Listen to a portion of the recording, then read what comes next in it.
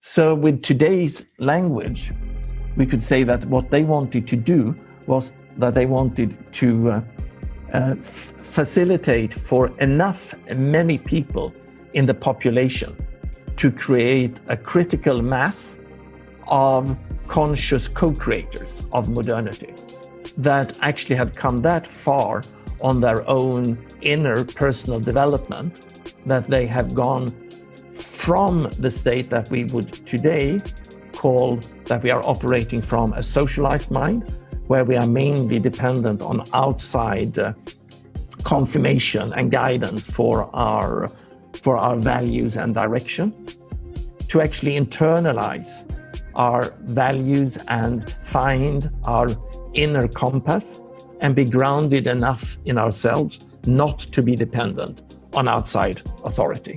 Today, we would say that that is the shift in Professor Robert Kegan's language from a socialized mind to a self-authoring mind.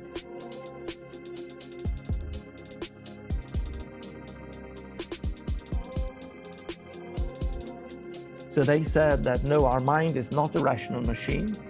Our mind is actually an organic developing system. And the mind is not just located in our brain. Our mind is embodied in the totality of our bodies and embedded in societal culture and under the development throughout life. And this developmental process, they gave the German name Bildung.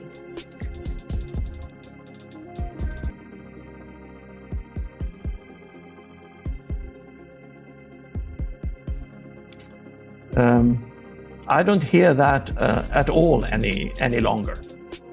I think there are more and more people in these circles are starting to wake up to the fact that the market, at least in its present implementation, and democracy, at least again in its present implementation, with its high dependence and cohabitation with the commercial media and with campaign finance, that the present implementation of democracy does not actually work, and that we will have to somehow look deeper into society than we thought before.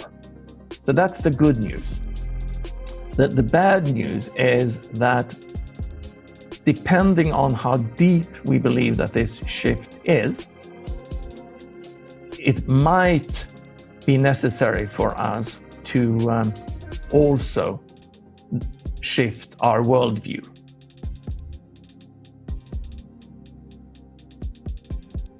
A lot of people feel that something is wrong, and then it's just so natural for us humans to start to look at, so why do I feel this orchestrating power that is making things happen in a direction in society? What is this? And then again, it's just so natural for us humans to then ascribe some human agency to that.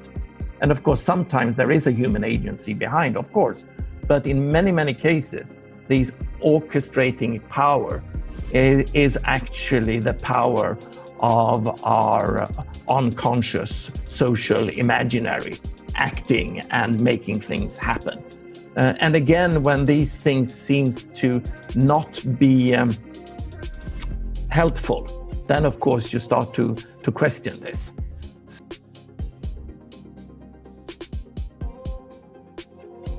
Also, I should mention that the collective imaginary is really important. Not only does it inform our sense-making, but it also shapes what John Vervaeke is calling our salience landscape. So depending on our collective imaginary, different things becomes important to us. And we are using these root metaphors and these root myths of the collective imaginary to make sense of the world.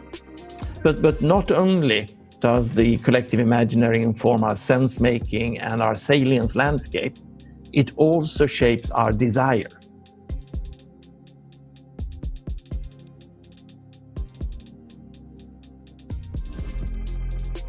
The stress on the collective imaginary becomes too large, then like any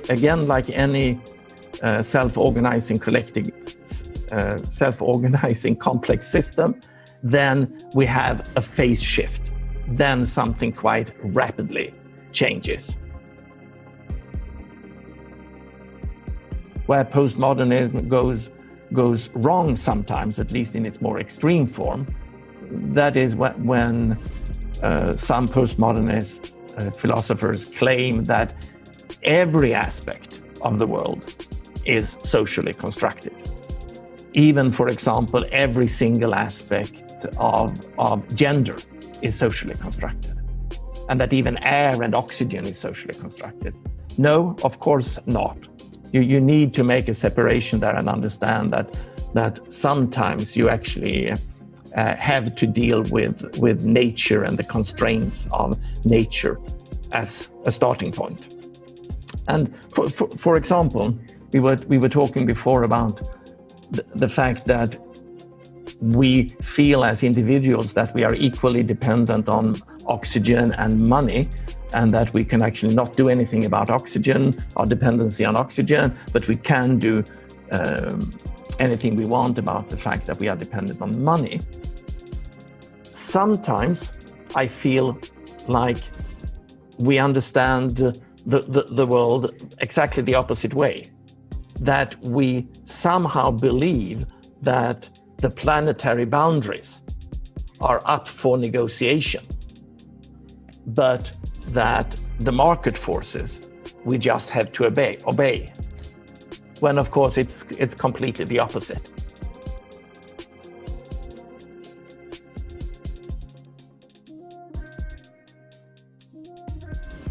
So in our complex sense making today, if I would give one recommendation, that would really be to try to start to see the world from at least these three different perspectives, and understand that we need different tools to understand the natural aspects of the human world, the inner aspects of the human world, including our consciousness and consciousness development, our potential for consciousness development, and then the socially constructed world, our collective imaginary, and try to hold all of those perspectives there at the same time.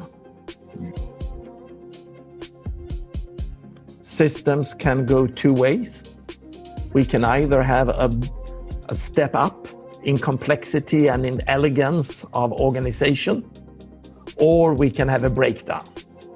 So when we reach one of these bifurcation points, we can either have a breakthrough or a breakdown.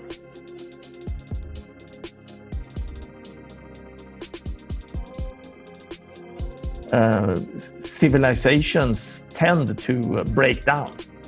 That's the normal development for civilizations. The challenge right now is, of course, that our civilization this time is global. Even when the Roman Empire collapsed, that was not a global collapse. That was a collapse on part of the globe. But if we have a civilizational collapse now, perhaps involving an environmental disaster or a nuclear disaster or something, then it's really the whole world. So we can't rely on the way that humanity has sort of managed these transitions before in a more or less trial and error manner. So this time we have to somehow do this consciously, even if we cannot plan it, and even if we cannot even see what the next civilization, so some people would call game B, what that implementation might actually look like.